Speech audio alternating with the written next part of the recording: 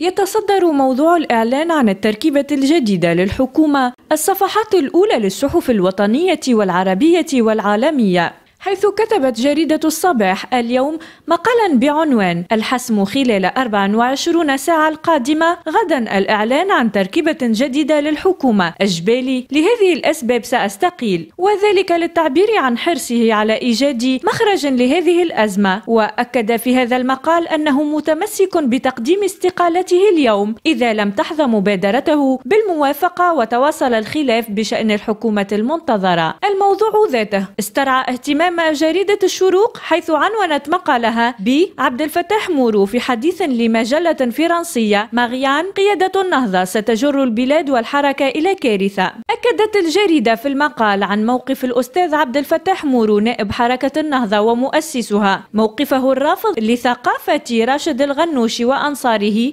والتونسيون لم تعد لهم رغبة في حركة النهضة على حد قوله.